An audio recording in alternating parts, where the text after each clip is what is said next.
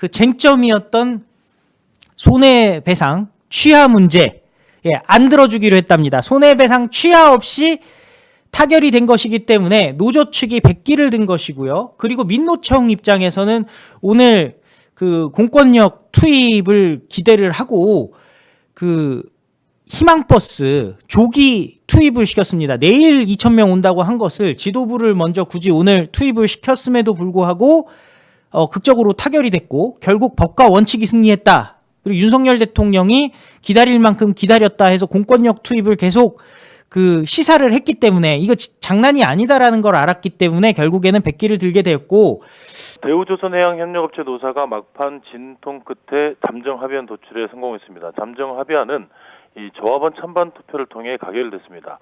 그래서 현재까지 가결된 상태는 조합원 90%의 찬성을 받아서 가결된 것으로 전해졌습니다. 이 노사는 크게 두 가지 사항에 합의했습니다. 임금은 사측이 제시한 올해 4.5% 인상으로 실시하기로 정리했고요. 또 하나는 고용 승계 문제인데요.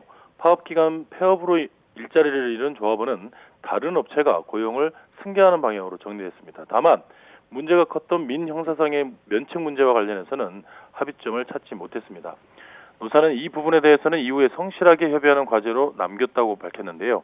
그 배경으로 이번 사태 해결이 무엇보다 급하기에 또 엄중하기에 크게 임금과 고용 승계 문제에 먼저 합의를 이뤘다고 설명했습니다.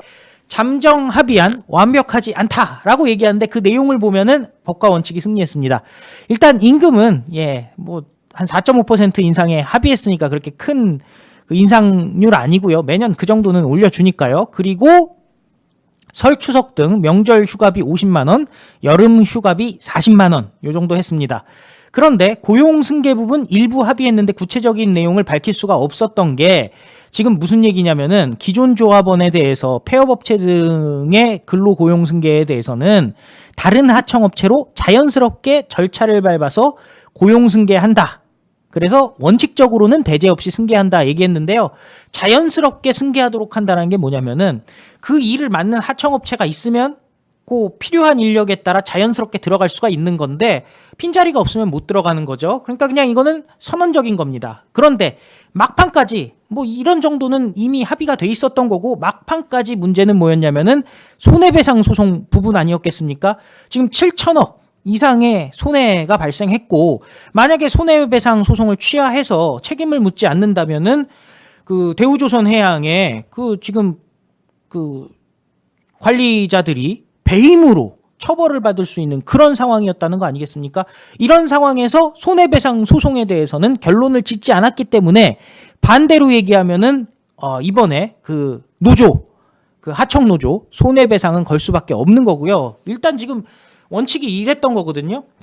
그 대우조선해양 원청의 문제가 아니라 하청업체들 지금 피해본 부분에 대해서는 그 분노를 어떻게 막을 수가 없다. 그렇기 때문에 개별적으로 소송 거는 걸 어떻게 막겠느냐 이 부분까지도 얘기가 됐었잖아요. 한마디로 결국에는 그 핵심 쟁점이었던 손해배상 소송 미결로 남겼다라는 얘기는 그 부분에 대해서 전혀 들어주지를 않았다는 겁니다.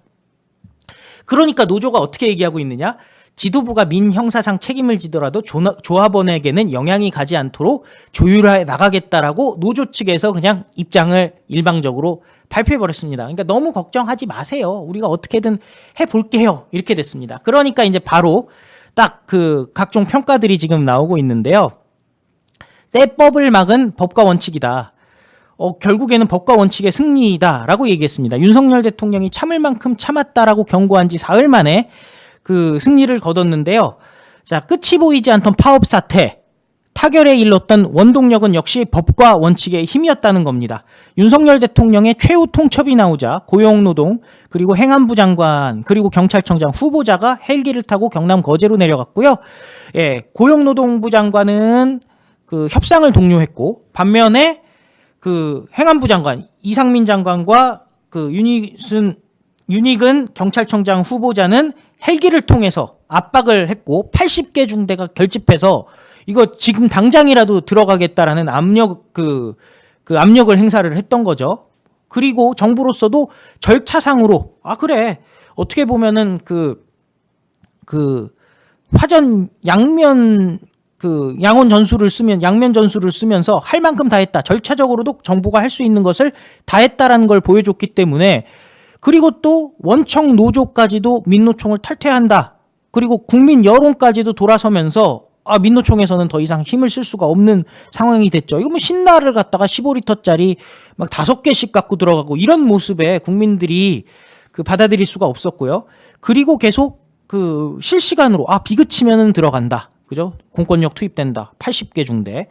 한 6천 명 정도 되는 수인데, 그런 그 얘기들이 계속 나오고, 뭐 점심때 들어간다. 이런 얘기들이 계속 나오니까 아주 벌벌 떤 거죠. 그나마 있던 일자리까지 잃을 것 같고, 손해배상 걸려서 다 패가망신할 것 같으니까, 그럼 제발 손해배상이라도 좀 취하해 주면 우리가 명분이 있지 않겠습니까? 안 받아들였습니다. 결국, 불법을 동원한 때법에 법과 원칙이 통한 사례가 됐습니다. 문재인 정권에서는 있을 수가 없었던 일이 벌어진 거죠.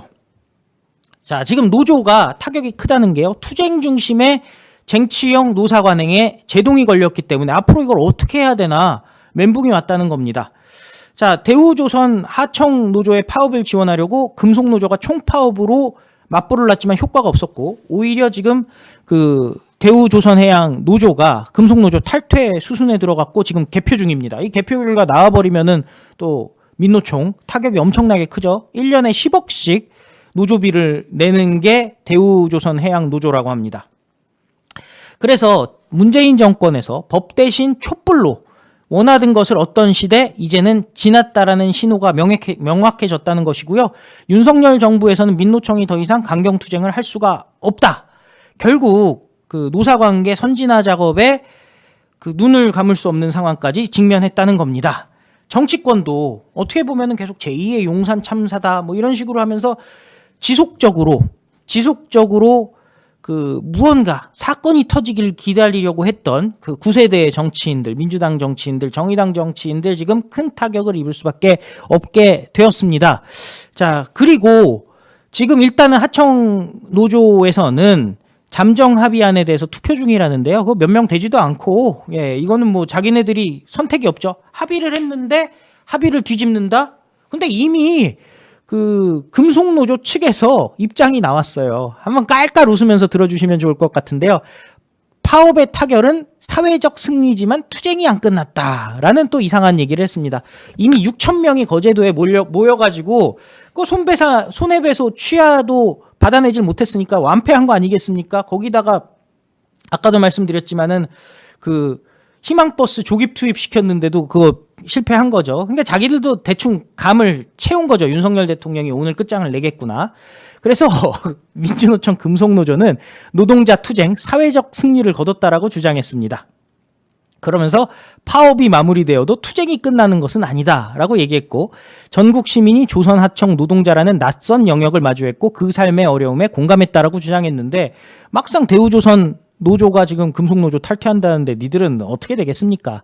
그러면서 금속노조 19만 명을 필두로 100만 민주노총 조합원, 진보정당의 당원들, 뭐 시민사회단체의 활동가, 종교인, 법조인이 함께했다면서 조선하청 노동자 처우 개선을 위해서 다시 이 힘을 모으겠다라고 얘기했는데 얄짤없습니다. 지금 찬반 투표 개표 중인데요. 중간에 뭐 중단됐다라는 말도 있었습니다만은 여전히 투표 중이라는 뉴스가 계속 되고 있으니까요. 뭐 이것도 탈퇴되면은 얘들 끝장나는 거죠.